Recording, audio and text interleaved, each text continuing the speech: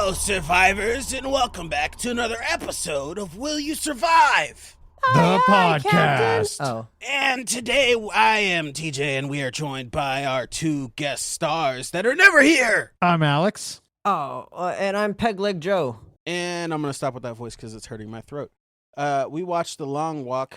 It is a very good movie. Yeah, that's pretty much it. Thank you all for listening. Great episode, to this guys. podcast. Yeah. That was really good. Nice and concise. I like these episodes. It's a good movie. I would not survive. None of us would survive. And thank you for watching. We watched The Long Walk. Stephen King made this. It is a analogy for the Vietnam War. What? It is. Okay. Can I say I do want to get to that because I don't see I believe you, but I don't understand that. That's a direct quote by Stephen King. The whole volunteer thing, but like you're not actually volunteering. Drafting. Yeah, it's like everybody volunteers, but it wasn't you didn't really volunteer. If everybody volunteers and you didn't volunteer, okay, I do get that. And in the book, it was 100 people. This movie, It was. Holy crap! I had a very stressful morning. I had a very long day. It was not a great day at work, and then I had a lot to do before I watched this movie. And then I sit down after a long ass day, and I watch this movie, and I bawl my eyes out like a baby because what the hell? You could have watched this is a rough movie, guys. 2 weeks ago. Yeah, I could have, but you really could have, and you did. That's not how we do this. We could have shared the trauma, but I had already been traumatized. I rewatched it today. I still felt something about it. See, that's not good because I'm seeing a girl and I was thinking she doesn't like horror, but I kind of told her about this movie and I'm like, it's not really like a scary movie like that. I'm almost curious if she'd be interested in it, but I also don't want to cry like a baby in front of her this soon, so probably not. I feel like she wouldn't want to see a bunch of teenagers get shot in the face. I think the worst part was the tank running over the legs. I'm with you, TJ. So if you guys have not bad. heard of The Long Walk, Alex is going to give a synopsis. And first, I'm going to say spoiler alerts ahead. From Stephen King's official site, in the near future, where America has become a police state, 100 boys are selected to enter an annual contest where the winner will be awarded whatever he wants for the rest of his life. The game is simple. Maintain a steady walking pace of at least 3 miles per hour without stopping. 3 warnings, and you're out permanently. Yeah, so basically, Hunger Games. Basically, one teenager from every state. So much better. They all sign up. Allegory for war, and then they just fucking walk, and if you go below 3 miles per hour you get a warning. You're done. If you can't get back up, 2 warnings, and then you get your ticket. That is a brisk walking pace. That is in the book it was 4 miles per hour. Yes. So you've seen how they were hustling in the movie. Imagine like a light jog. Yeah, that is crazy. So first of all, let's talk about the fact that in this movie they get up to like how many miles? Is it like 300? 300 and was it 66? They got up to like almost 400. That is absolutely insane. So TJ asked me this question earlier. How many miles do we think we could go? Oh, no. I By mile 10, No. I'm cooked. No, I'm like, no. no. Realistically, I'm not. Hang on, I I'm want to not hear. going 24 hours. I'm not going 24 hours. Okay, see, that's what I That's think what too. he said. I said by the time the nighttime hits, I die. Which is Whatever the about mileage is there, Mile 50. it's not the distance. -ish. Yeah, so it's not the distance because I think it is a mental game. Yeah. I think unless like your ankle's broken, there's like a certain point where it's just like, oh yeah, my feet hurt, but just keep walking. Right. You know, like you kind of just turn off that pain. The same thing with like cold, where you get, you ever been so cold that you just kind of like, all right, that's it. I'm done being cold. Yes. And then you just kind of are. Yes. That's such a high way of saying it, but you just kind of tune it out. I think you could do that with walking, but I can't do that with sleep. First death, dude was under. He was like, because in the movie it's cramp, 18, right? You're supposed to be 18 Yeah. to do it. He was not, clearly. Yeah. And it's not fair, and then that's the first like thing you see, like the first death you see. That fucks you up a little bit. Well, I think that was the moment where they realized like, oh, this isn't fun. anymore. Like it got really real really quick. Yeah. Like at one point he says like, I was expecting like them to pull the gun on us and then they'll pull the trigger and like confetti and a piece of paper comes out that says bang. Oh, but yeah, you're right. It was not like that. I don't think I think they went into it with like this idea that it wasn't what they said it was. And then it ended up being exactly what they said it was. Right. And the thing is, like, they knew, because this happens, what, every year? It has happened for 19 years at this point. So they know. They know. It's not like they don't know, but like, it becomes so real so quick. Where they're like, oh, this isn't just something on TV anymore. In the books, this is there's people very real. The whole time, like, on the sidelines. Just to like, which that's awful. I don't think I could do that. Cheering them on, or like going in and grabbing like a fucking souvenir of somebody's like sneaker that fell off, or like whatever. And that's what happens in the book. But I like what they did in the movie, because the desolateness of everything kind of makes it feels more lonely, and they're kind of just like, And the camera on the vehicle. The lens on the vehicle, that you're like, what do you say? What if I spit on it? Would it go away?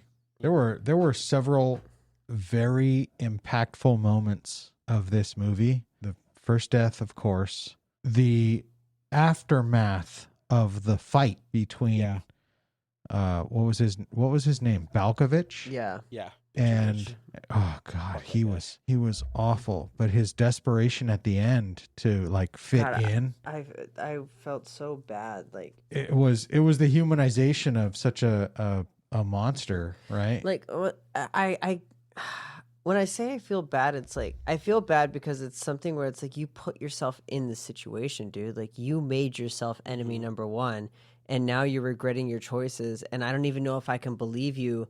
Like, do you actually need this camaraderie right now? Do you actually feel resentful, or do you feel like this is just a way for you to survive? Right. Like, because you're not going to survive without people right now. Right. Yeah, no.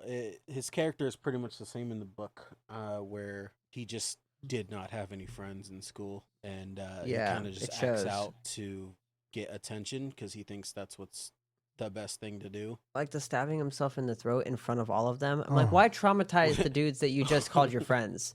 Why do it to the soldiers behind you? Wild. What did he say when he did that? He was like, "So I'm now I'm gonna be with you bitches forever," or something. Something like that. Now I'm like it is. That is a perfect example of hurt people. Like he's hurt. He's been hurt in his past clearly, and he never coped with it, and now he just traumatizes them in a moment where, if they're truly your friends, you don't want to do anything to what is that? What am I trying to say? You don't want to do anything that's gonna make them lose their focus or feel a certain way, right, in this intense moment. Can we talk about how absolutely wise Pete was the entire time, and how much I feel like I've learned about life from this fucking movie? I liked him. I liked him a lot, and like a perfect human. Yeah, no, he was as hurt as he was, he had a positive outlook on everything. I mean, his parents dying, he gets raised by an abusive a-hole. And then watches him die. And then somebody tries to kill him, and then he still turns out that person. No. Yeah, and he goes, "It was me. I did it. I'm the reason that they did that, because I picked a fight with them." And his whole outlook on life of just always trying to find that light. It was awesome. I loved the way by about halfway through the movie, I started looking to him as like, how should I be feeling in this moment towards this person? Like when Balkovich went to Garrity and was saying like, I just need like friends, like I just need people. I was less so thinking about what is Garrity doing, and I was thinking, what does Pete think about this? Because if Pete was like, fuck this guy, then I would have been like, then fuck this guy. But if Pete was like, hey man, let me help you, I'd be like, okay, then we need to help this guy. Because I started looking to him as like, what should we be doing in this situation? What is the right thing to do here? Because you seem to know. Every step of the way, you've done the right thing. Even when Garrity in the first night told him off and basically called him a piece of shit and was like, you just want to see me die. And then in a moment where I think so many people would have been like, then fuck that guy. I'm trying to help him and he's doing this to me. Like, fuck this guy. When Garrity was struggling, Pete came up behind him and said, no, man, let's go. And he kept him going. And that moment where Garrity was like, I didn't mean that, man. You know, I didn't mean that. And he goes, I know you didn't mean that. And it's just, that was just such a beautiful character all the way through. And when Balkovich, like, is about to, stab himself in the neck, like Peter went from, like, I want to see your brains on the concrete, to, like, he cared when he was doing that. He was like, dude, don't do that. Right. Like, he gave a shit. He had, like, he still had a moral compass throughout all this, and he kept, like, his beliefs. He embodied a phrase, love your enemies. And he took care of the ones who would have seen him. They would have been happy to see him go down. The way Balkovich kept saying, the odds are in our favor, right? Every time someone else would die. But Peter would always look at it the other way, right? It was always a negative when we lost one more. Yeah. I loved his outlook on it. And I think in a situation where it's so easy to ostracize yourself and try to create distance to make it easier on yourself, I think he realized that this is impossible if you don't have someone you can lean on. There's just no chance you're ever going to make it if you don't have someone to lean on. So Big Daddy Mo asks a great question for us, if you don't mind me asking this host. What would you wish for? I was thinking about that. I don't know. I think so. Like they were talking about it in the movie, where it's like, why would you wish for something that you could just pay for?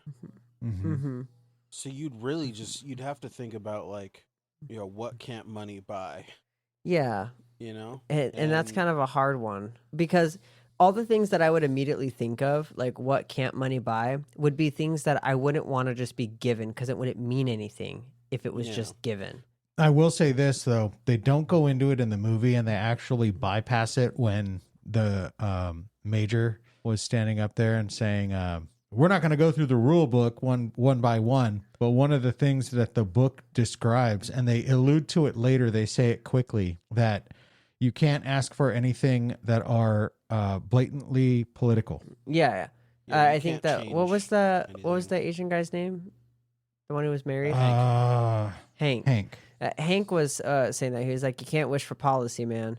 And one of the things about it is, like, because I think this would go right down that line of policy, which would be, my wish, if I could, would be indefinite and absolute immunity. Well, you mean like from the government? From the state. Oh, so that you could preach whatever you wanted to preach? But see, that's a policy. Yeah. But see, what would be hard with that is, even if they allowed you to do that, that is going to get so many people killed. All right, for listening to me. For listening to you. Even if they can't touch me. Even if people rationalize it to you that, no, you're doing the right thing, we want this, we want to stand with you, I'm willing to die for this, you're still going to feel like, I am causing all these people to die by my actions. Hear me out. And I think that's a tough thing to live with. I got it. I got what will ultimately take down the government and change everybody's views in this universe. Imagine it. Eric dead behind me. I'm the last one walking, right? Major walks up to me. What do you want? You know what I want? I want you butt-ass naked so I can blow your back out real quick in front of all the cameras from the whole world. I want it. Everybody see it. That's a good point, because who would take this man seriously anymore? That's right. That's not a policy change. That would be that crazy. Is a carnal desire that you could justify. That's not a policy change, Major, but it would I need change 3 policy. honey packs. 2 blue chews. 3 honey packs, 2 blue chews, a whole bunch of electrolytes, and a nice blanket. I don't know what my wish would be, because the only thing that I could think, like, what money can't buy would either be, like I said, things that, like, don't mean anything if they're given to you. Like, you can't say, I wish for a loving wife, because you're not getting a loving wife. You're getting a woman who's paid to be your loving wife. Right. So, like, there's nothing, like, you can't bring someone back from the dead, because they have to actually be able to do it. It still has to be somewhat realistic. And then anything else that I could really think of is, like, well, I could just buy that. Because like something I thought of was like, okay, what if I asked for like a sanctuary for animals that is fully set up that I can run and have staff for? But it's like, well, I could do that with money. Yeah, I don't need the wish for that. If I'm getting like $1 gajillion, like they say, asked for an elephant. You could have bought an elephant, homie. Yeah, it's like I feel like, there's just I can't think of any good wish that money just wouldn't buy. Besides just like I guess more money, more wishes. I feel like there's gonna be a rule for that. I feel like the genie rules apply for this. Yeah, indefinite wishes. Do you think, because somebody mentioned, I think it was Peter actually, he was like, I'm going to wish for there to be 2 to win the long walk. I like that. That's interesting. But it does change policy. It is a policy change. That's right. It does change I feel policy, like that would cascade. Because then I think it would be like the pay it forward thing, where someone would be like, well, now I'm going to make it so it's 3. Right. And then it could actually technically exponentially go, because if both people wish for an extra person to be able to win, then now it's 4, now it's 8, now it's 16. And they wouldn't let that happen. Right. Yeah. I wonder if you could add something like you get one more warning. I mean, go to the moon is pretty good. Or what if the warnings are 20 seconds long instead of 10? Mm-hmm. I wonder, is that policy change? Exactly. It's not policy in the context that they're talking about. But they're talking about governmental policy. Yeah. We're talking about the game. But they don't want anything changed on the walk either. Could you ask? That's implied. That's very much implied. President? That sounds. Ooh. Well, I would assume that's policy. That would be. I feel like they would. Wow, but I don't know. Could you ask for the major's job? That's what I was just thinking right this second. Yeah. Could you ask for the major's job? I feel like that would be a good one. I don't think that's any policy changing. That's just my wish is that the major has to go to a brothel for a week, and he's on the receiving end. That's crazy. I need 25 videos, all different people. It's for my new business idea. Damn. You guys are even more mean than I thought. It's for my new series. Call it Major Blowbacks.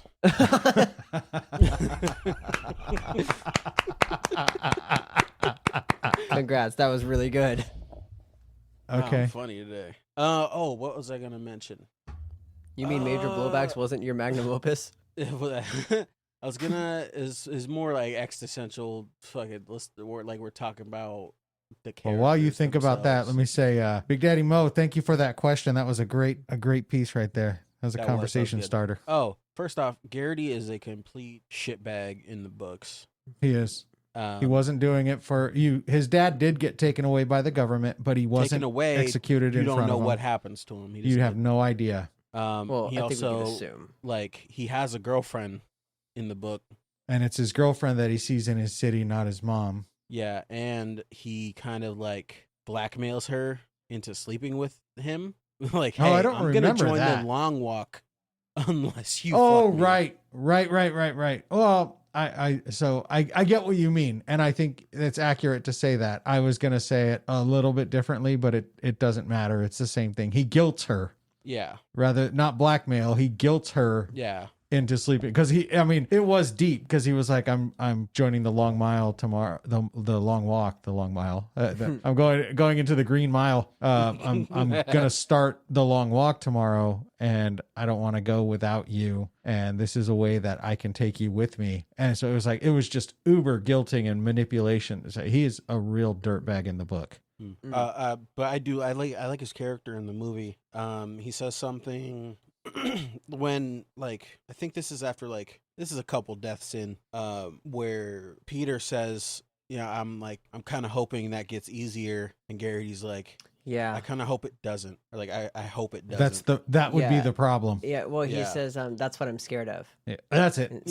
Somebody said I keep hoping that'll get easier, and he goes, that's what I'm scared of, and I think that was very profound on that. A lot of good writing in this.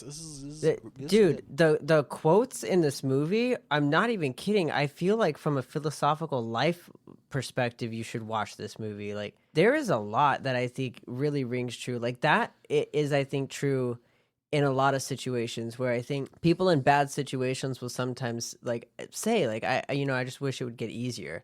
And it's like, but then you lose your humanity. Right. It's not easy because you're human, because you are, call yourself at least a decent human, that this is not easy for you to deal with. Mm-hmm. It shouldn't be easy to deal with. Mm-hmm. It would be scary if it was. Yeah. So and essentially, if you go with the mindset of Balkovich the whole time, all You the way end up up like him. to win, you're no different than the major. Yeah, so Balkovich was such a hard situation because I did feel that like that disdain towards him because it was just an evil spirit that whole time. But then at the end, just his desperation is just like, man, you let this spirit take a hold of you so strongly, and now it's left you. And he said what it was. His desire to fit in, and he never fit in anywhere. Yeah, so do you remember the movie Nefarious? Oh, yeah. God damn, Cozy. He's ripping That was right another now. one, wasn't it? God, jeez. I had a little delay because I'm...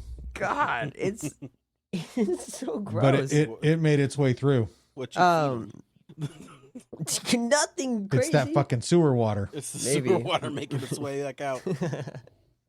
But in Nefarious, it's that movie, for those who don't know, it's about a guy who commits a murder, or he commits like a string of murders, but he's possessed by a demon, and he says that he's possessed by a demon, and they send a priest in.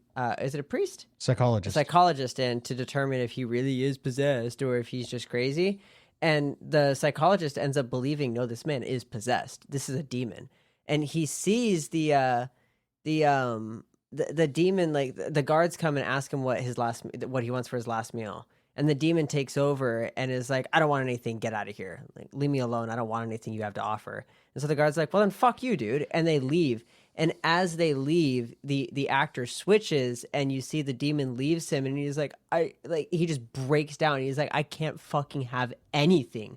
Like, I just wanted this all I wanted was a burger and a shake, this demon took that from me too. Oh, it was even more devastating because he actually told the guard, I want a bacon cheeseburger with French fries and an extra thick milkshake. And he's like, please make sure you get this right. This is very important to me. And the guard's like, yeah.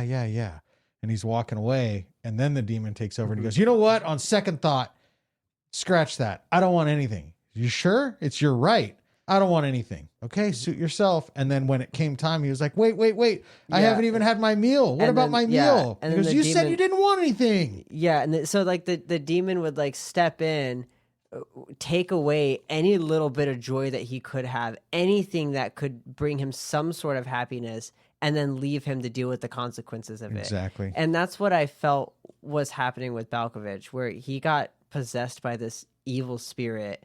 Whether you want to call it like an actual demon possession, I don't think that, but I think like this evil spirit overcame him. I thought it was Tourette's. Oh, because he kept outbursting. Fuck.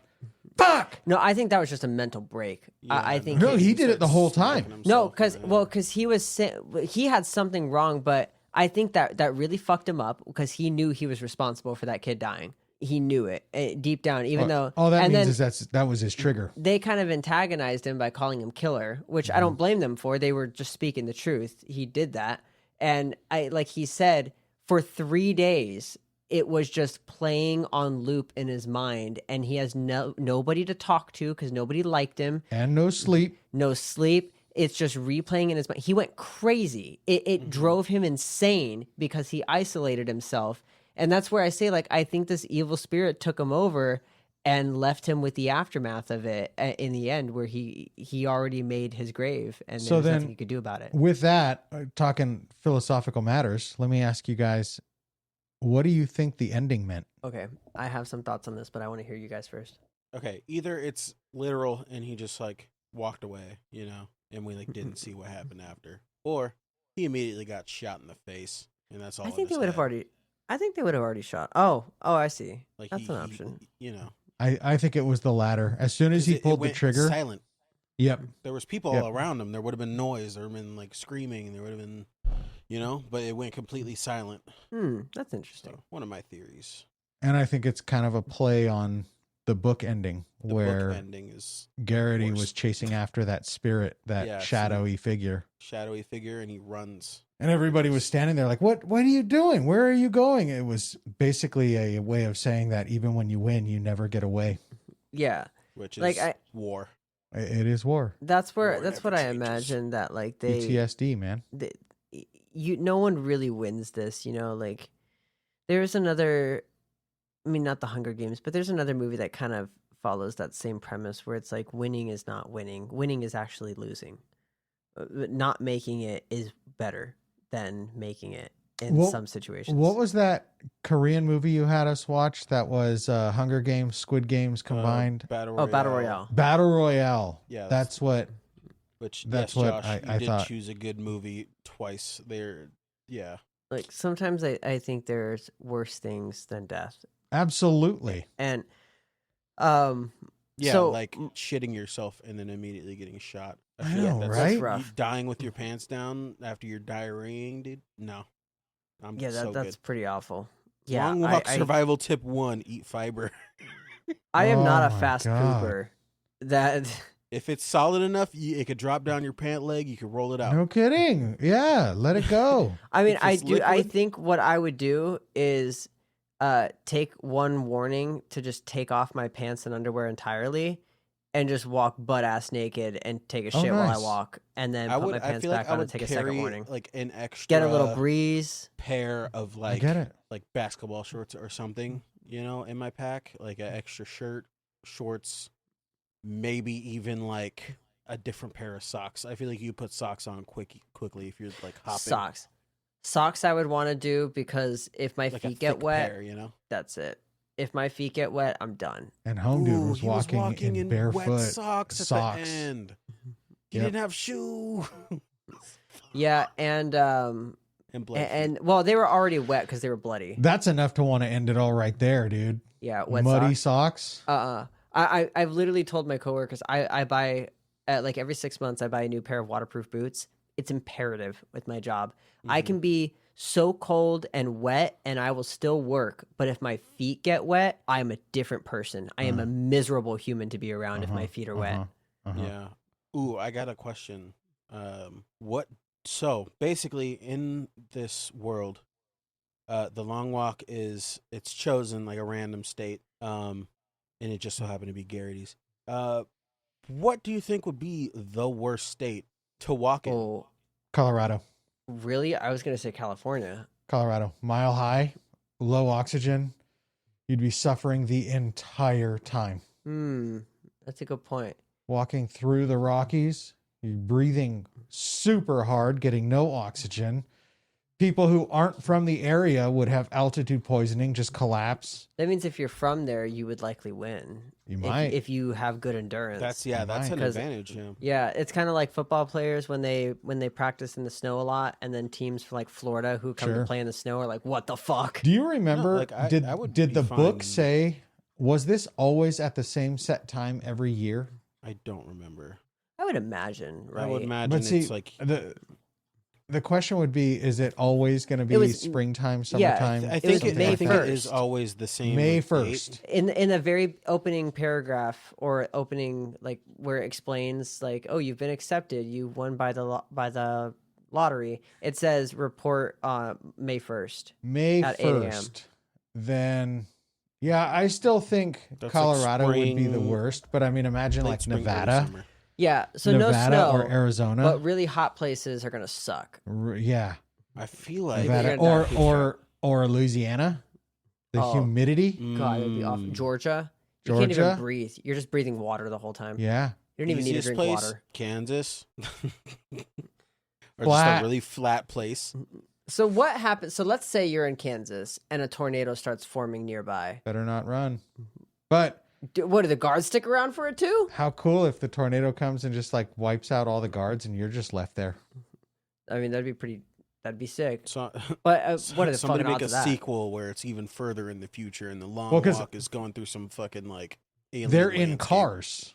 They're in their cars, right? The cars get sucked up easily. People are told to get out of the car, go and lay down on the road. I mean, they are heavy ass like military vehicles though.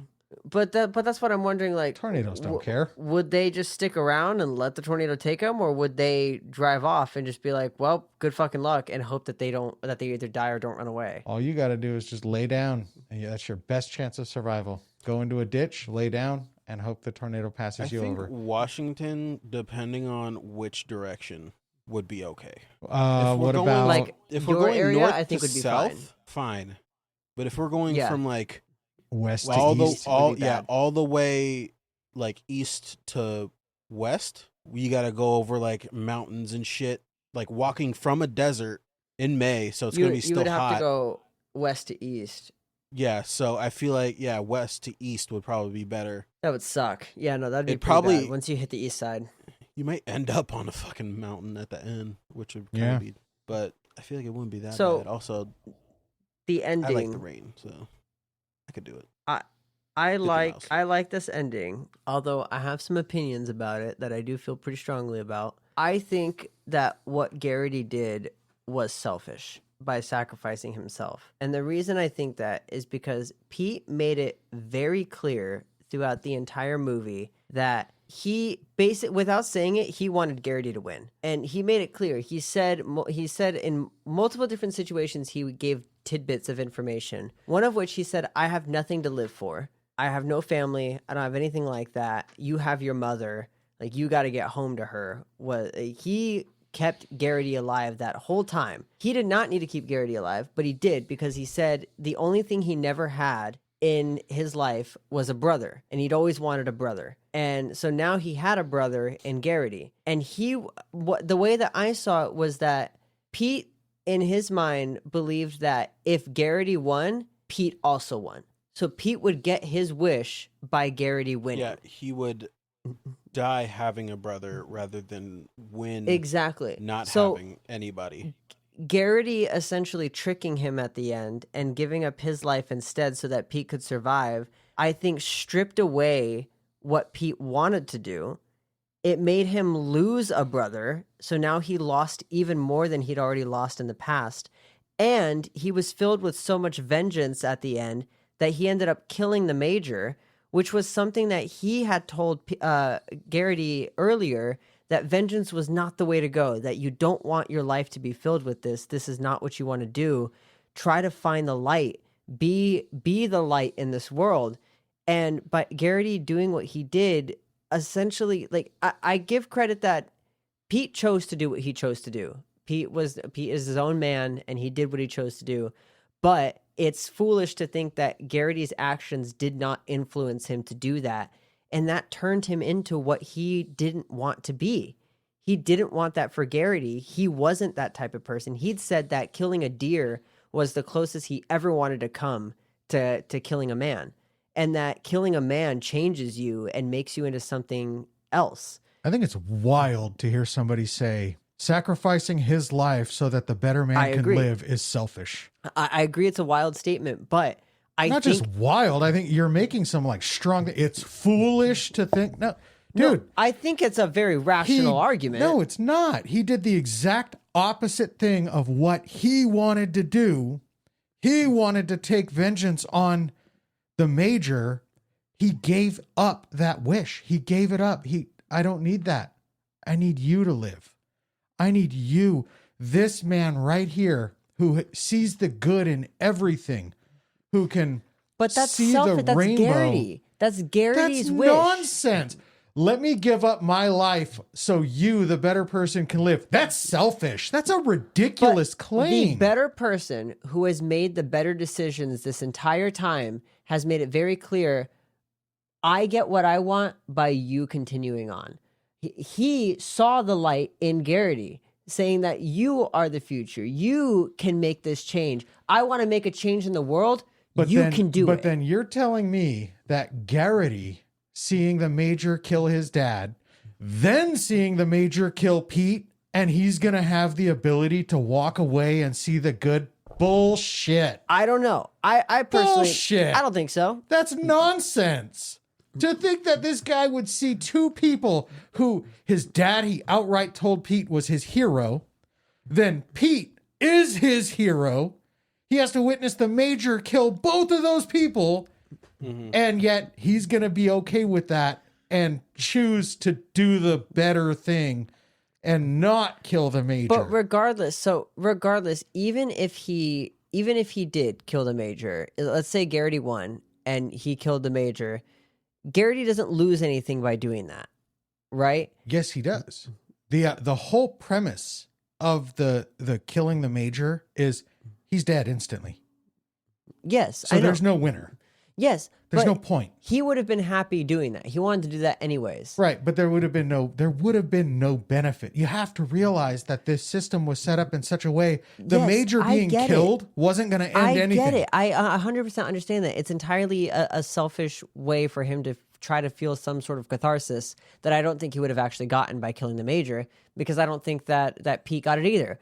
But what I'm saying is, if Garrity had won, Pete would have gotten his wish by letting Garrity win, and Garrity would have done whatever Garrity decided to do, and that would have been on Garrity. But Garrity instead gave his life for Pete against Pete's wishes, and that changed Pete into something he didn't want to be. I think it would have been better that Pete died the man argument he wanted to be. I reject the argument that Pete did not wish to live. I reject that argument outright. Yeah, how? That's nonsense. How? He what do you mean? He could have died at any point during this. It was so clear the entire movie that Pete was going to give his life for Garrity. I saw that coming. I knew by about a quarter of the way through the movie, I knew if those two are the last ones, Pete is going to sacrifice himself only because for you Garrity. didn't read the book. Yeah, but okay, but let's the book was different, so let's talk about the movie. But watching the movie, I'm looking at this play out, and I'm saying I can see already Pete is going to sacrifice himself for Garrity. That is clearly his intentions. That's the way they wrote this character. He's so obviously going to sacrifice himself for Garrity. That's the way they changed this character. Yes, but that's the character we saw in the movie. That is the character in the movie.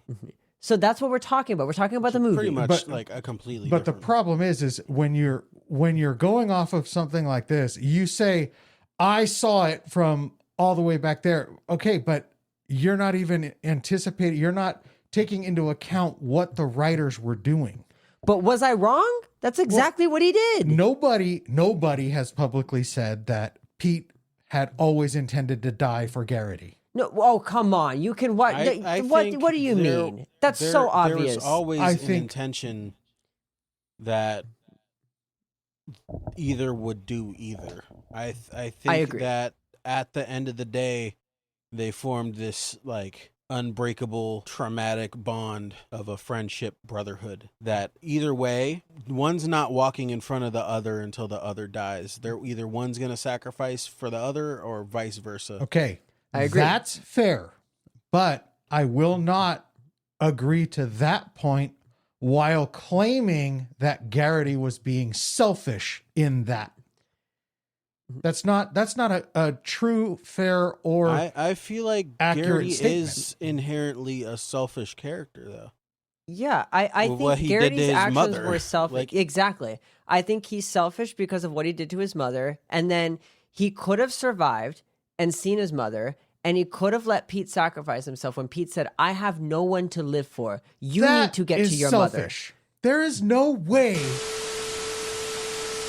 No, it's not. You can't just say there's no influence. It doesn't matter. You are solely responsible for your actions. No, don't go there. That's unrealistic. It's unrealistic and unhuman. No, you can't just brush me off like that. Let me finish the argument. Well, did you not watch the movie? He never once gave you any concrete proof that said he wasn't going to do it. Because he didn't say, you know what? You're right, Pete. I'm not going to do it. And he didn't say that. Pete never gave you an idea that he was going to do that. Never. I think never. That's a stupid argument. And it can be ask any soldier who's had guns pointed at them and say, you give your life or they give their life.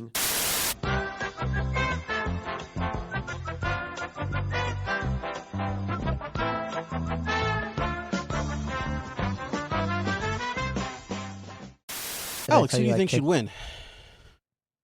Of course, me. That's pretty selfish. And that's pretty fucking selfish. So, Eric, you are the winner for today's episode. Thank you all for watching. Of course, the boyfriends. Hey, it's not my fault I like your son. He's pretty handsome. Okay. I was going to say, to be fair, he agreed with my argument. But to be fair, he married me and my wife. So I did do that. Wow, that's an interesting dynamic. It's not a throuple like it's a he throuple. made it sound. We're Cozy is my son. Cozy now has 2 dads and 2 moms. That is crazy. Huh? Yeah, 2 of it my was completely off of the claimed dice him roll. as their son as well. I'm not taking any sides here. I will say that you both made completely good points at points, but then you just started yelling at each other, and I was just sitting here laughing. It's been a while since y'all got into an argument. It's always you. It's always you two also. I felt like we needed it. We lack like controversy on this podcast. I do feel like this episode is going to do well. We definitely lack controversy sometimes. No, I get 1 season point from Josh.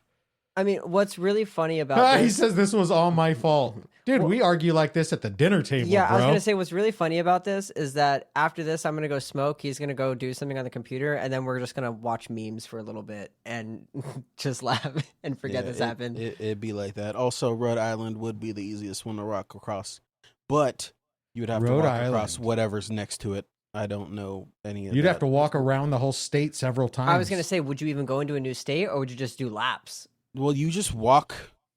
I think that would just get boring because you'd be like, do they stay confined into one state, or do I think it's one state, or do they just start in one state? I don't know.